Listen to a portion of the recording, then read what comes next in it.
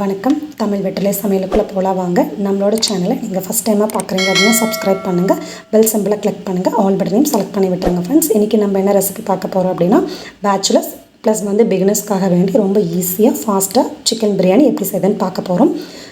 இந்த cup 2 cup அளவு அரிசி சேர்த்துருக்கேன்.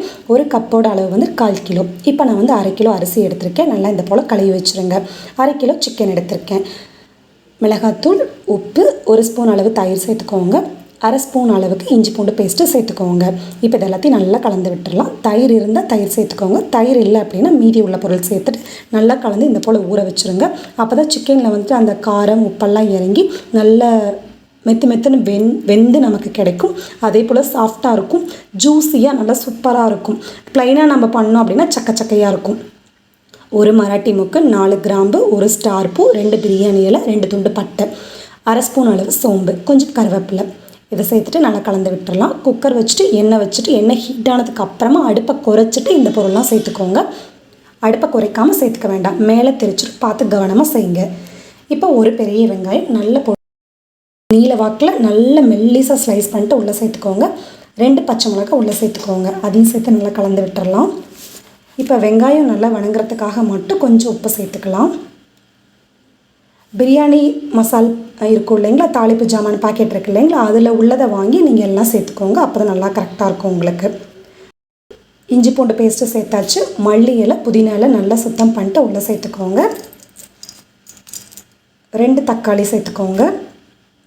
சின்னதாக இருக்கனால 2 தக்காளி சேர்த்துருக்கேன். பெருசாக இருந்தது அப்படின்னா 1 தக்காளி போதும்.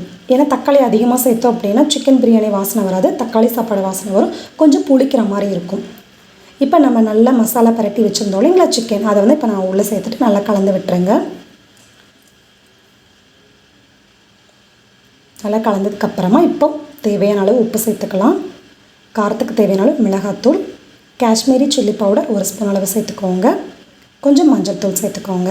காஷ்மீரி சில்லி பவுடர் இல்லை அப்படின்னா நீங்கள் காரத்துக்கு எவ்வளோ மிளகாய் சேர்த்துப்பீங்களோ தூள் அதே அளவு சேர்த்துக்கோங்க. இப்போ இதை எல்லாத்தையும் நல்லா கலந்து விட்டுடலாம்.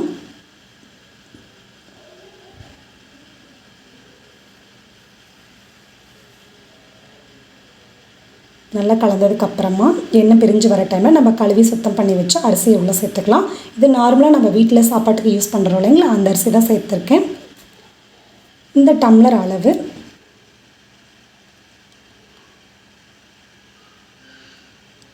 தண்ணி சேர்த்தாச்சு. 1 கப்புக்கு 3 டம்ளர் அளவு தண்ணி சேர்த்துக்கணும். மொத்தம் இதில் 6 டம்ளர் சேர்த்துக்கணும். நான் 5.25 டம்ளர் அளவு தண்ணி சேர்த்துருக்கேன். ஏன்னா இது பிரியாணி அப்படிங்கிறதுனால அந்த ஸ்பைசஸ்லாம் நிறையா இருக்கும், ஒரு மாதிரி சதன்னு கிரேவி டைப்பில் இருக்கும். ஸோ அதனால் தண்ணி கொஞ்சம் குறைவாகவே சேர்த்துக்கோங்க. அப்போ தான் நல்லா சூப்பராக வெந்து நல்லா நமக்கு குழையாமல் சாப்பாடு உதிரியாக சூப்பராக இருக்கும். அவ்வளோதான். நான் 2 விசில் விட்டேன். நீங்கள் வழக்கமாக எத்தனை விசில் விடுவீங்களோ அத்தனை விசில் விட்டுட்டு அடுப்பு ஆஃப் பண்ணிடுங்க. ப்ரெஷர் ஃபுல்லாக இறங்கினதுக்கப்புறம் மூடி ஓப்பன் பண்ணி பீஸ் உடையாமல் எடுத்து வச்சு சூப்பராக சாப்பிடுங்க. சண்டேவை நல்லா என்ஜாய் பண்ணுங்கள். நம்மளோட சேனலுக்கு சப்ஸ்கிரைப் பண்ணுங்கள். தேங்க்யூ.